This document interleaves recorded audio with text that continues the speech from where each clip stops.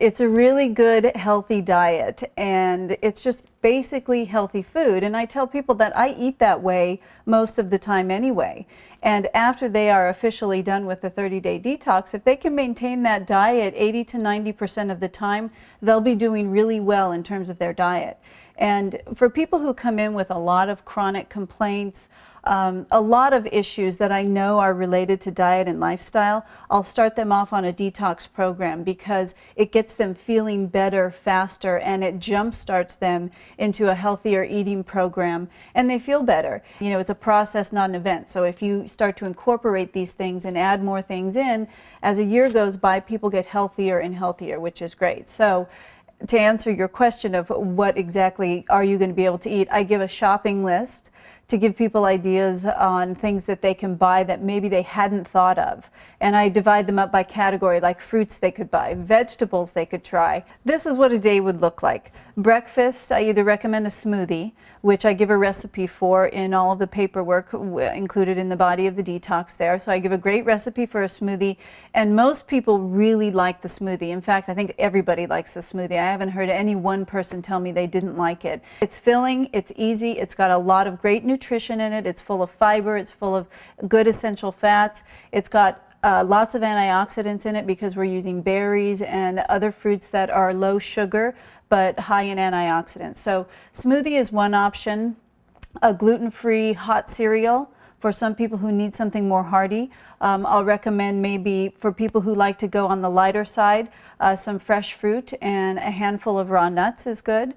For people who need more protein in the morning, some not raw eggs, but organic eggs prepared at low heat. That's an example of what breakfast would be. So for people who are saying, can I eat? Yes, you can eat.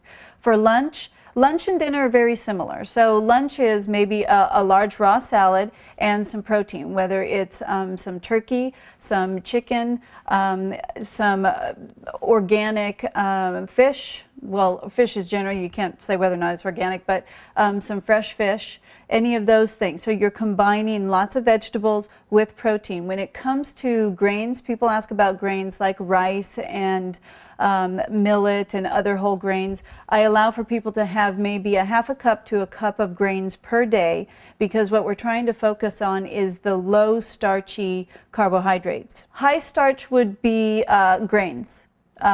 Rice, breads, pastas, crackers, all of those things. And by the way, those things are pretty much excluded on the detox because I'm really trying to get people to move away from a lot of the starchy food and incorporate more vegetables because by and large, most people don't consume enough plant protein or plant foods. So if you get them to move away from the starchy carbohydrates, they have to fill that space with some vegetables and some fruit as well. The protein portion of your meal should be roughly the size of the palm of your hand. And your palm is going to probably be bigger than mine because you're a larger person than I am. So that should be the guideline for the protein portion of your food. The vegetable, the non-starchy vegetable portion of the food should be about twice that. So whether you're having salad or steamed vegetables, whatever it is, should be about twice the size of the protein portion. If you're having any starchy vegetables like potato or squash or any grains like brown rice or any pastas or anything like that, it should be equal to or lesser than the protein portion. So that's a visual guideline for people to say, okay, am I eating too much of this? Because I'm eating the food that you recommend, but am I eating too much? So that gives them a guideline to follow. Definitely there's a potential for weight loss when you do a detox diet, and often people will ask when they call the office, will I lose weight on this program? And that's really up to the person about the quantity of food that they're eating. Some people will lose weight, some people won't lose much, but they'll feel better. I've had people lose weight. I had a woman who lost 18 pounds on the detox, and this was a 30-day detox. The thing is, that was not all fat. This woman was extremely toxic, and so what she was losing was a lot of water weight, because there's a saying in detoxification, and that is the solution to pollution is dilution. So if your body is toxic and you've got a heavy toxic burden, the body will hold on to fluid as a means of diluting that, so so the organ systems don't suffer as much, it's not as concentrated. So a lot of that was fluid, but she did lose body fat as well, and she felt remarkably better as a result of that. It was something that her body needed to do. If a person is more toxic, they're probably going to lose more weight. And it really depends on where they're starting. If their diet is really, really bad, and I have them go on this detox diet, they're going to see significant changes.